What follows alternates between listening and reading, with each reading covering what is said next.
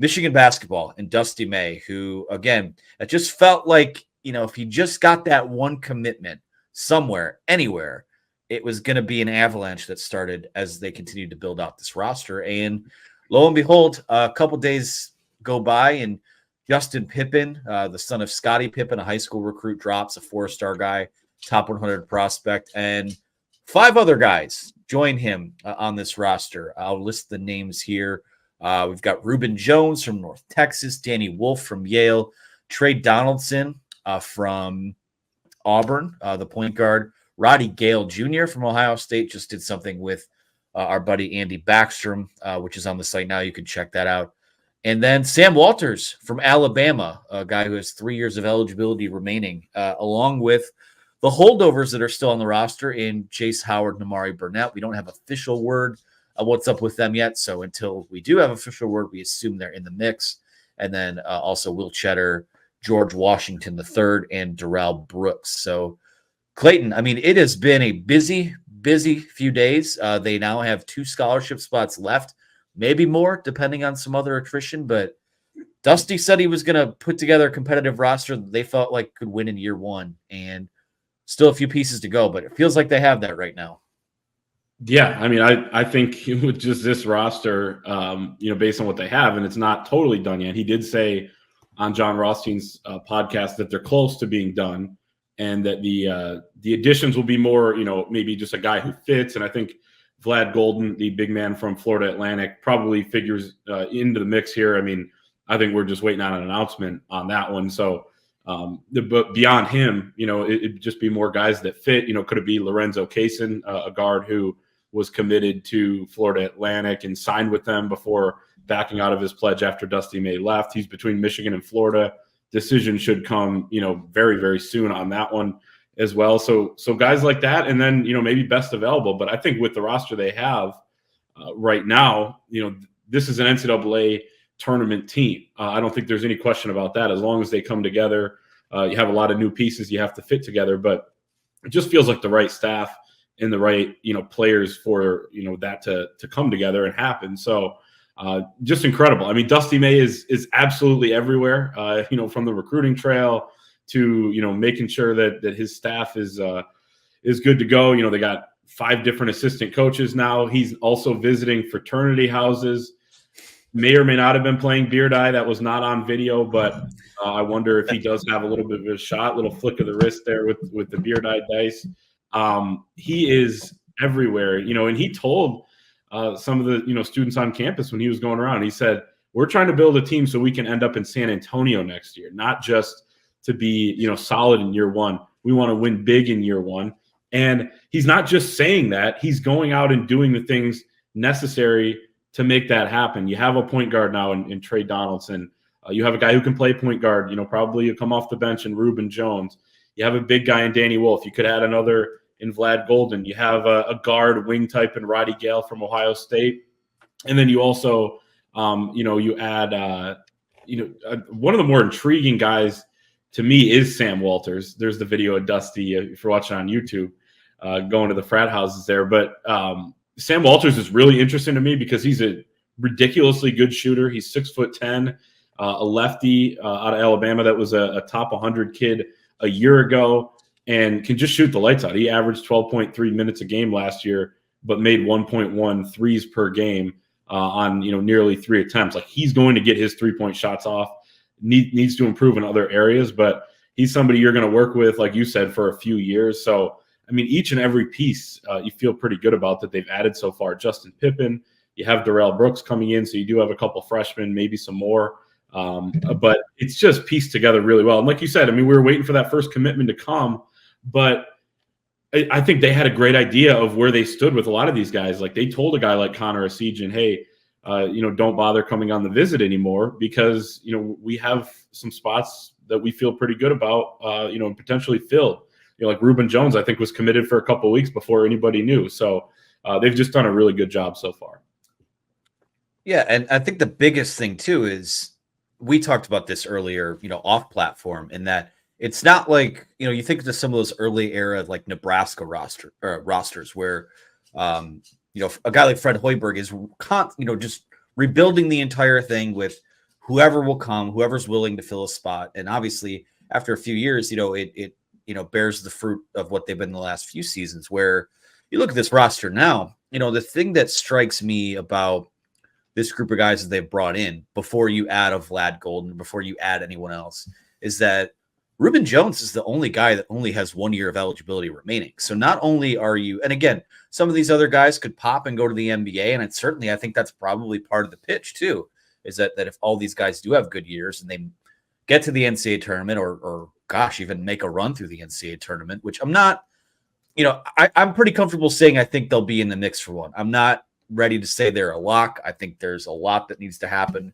before. Are they on the bubble confidence in April? Yeah, I'm putting them. Joe Lenardi already has them on the bubble. I'm sure first 4 out. He probably does have a bracket out, which is crazy.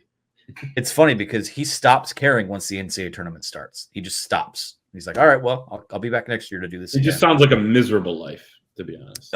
It is. It totally is. But yeah, I mean, when you look at what they've done here, it's not just an entire roster full of 1 year flyers. I mean, Sam Walters is a guy, 3 years left. Wolf, Donaldson, Gale, they could all be here for 2 more years. If they add another high school recruit, that guy will be here for 4 years along with Pippen. So to me, I think he's done a hell of a job, man, right down to the assistant coaching staff he's brought in, to the roster he's brought into this point. And now the work turns to getting him signed. And it looks like they're going to get these guys signed pretty quickly. Justin Pippen already officially signed. Reuben Jones, of course, already officially signed, which I have a feeling he's going to wind up being a favorite of ours. I'm kind of getting sort of a Sean D. Brown type of vibe with what he could be off the bench for them. So, or that's maybe a he good starts. goal. Yeah, we'll see. I like it a lot so far. I mean, A+, if you're someone who doesn't believe in giving out A+, give it an A. I think that they've done a hell of a job. What's left for you in terms of, let's assume Vlad Golden is in the mix. You have a couple centers. I mean, you could play Danny Wolf at the 4 if you had to, if a team goes big against you. I don't necessarily love him having a guard on the perimeter. Probably missing like that wing type. You could slide Roddy Gale over to the 2. But if you get another guard like Aiden Mahaney out of St. Mary's, who has the tie with Justin Joyner, who's the new assistant coach, then I think Roddy Gale at the 3 works. Because I do think that it's going to be a guard-heavy team. And by the way, I think they have 7 guards on the roster now. No, actually 8.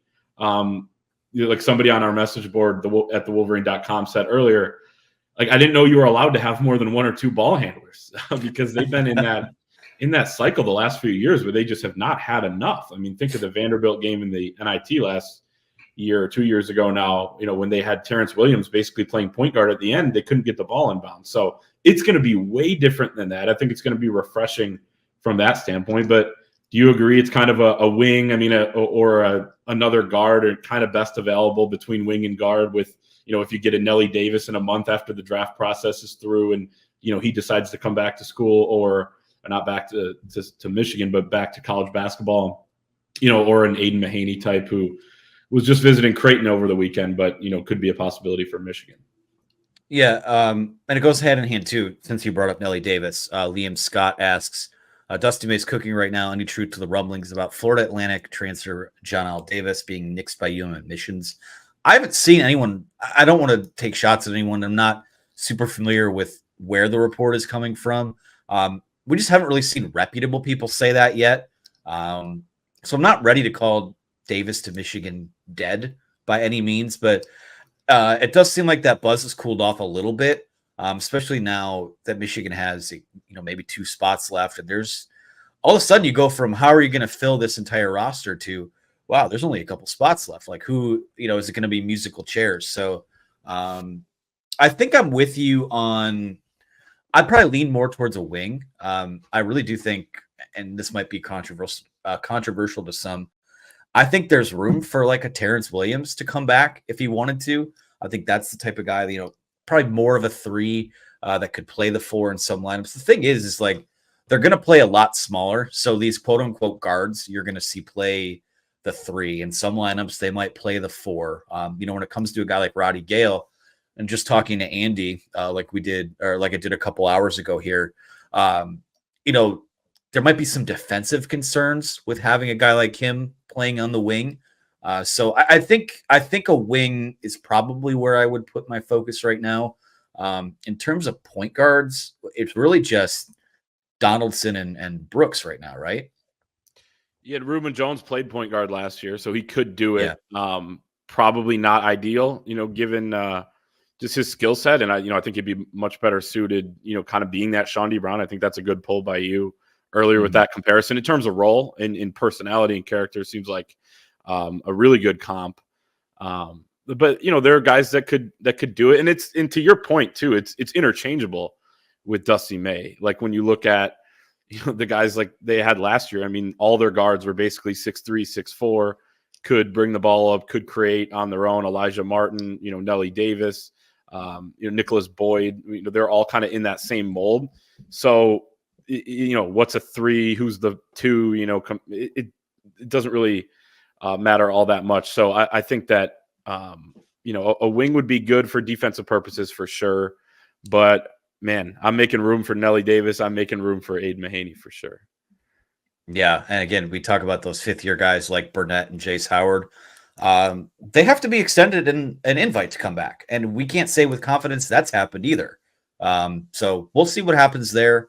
A lot of spots still to fill in, a few spots left to fill in, but got the bones of, I think, a pretty good basketball. I think I can safely say not a Wednesday night Big Ten tournament team at this point. No. I mean, I think they'll probably be in that top half of the conference just based on the guys they have and based on the coaching staff they brought in. So any other thoughts? I mean, who are we looking to pop here next? I mean, there's going to be more. There's at least 2 more coming.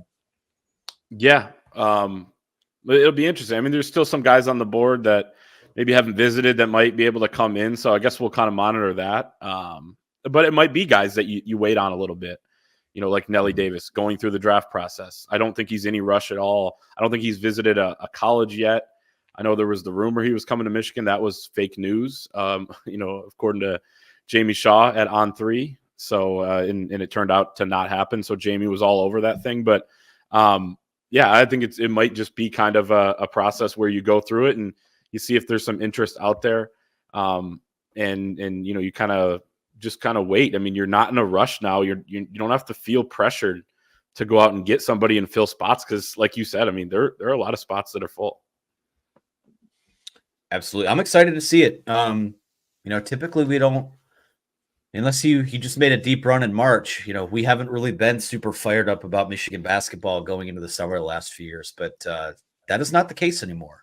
I really like what they've done here.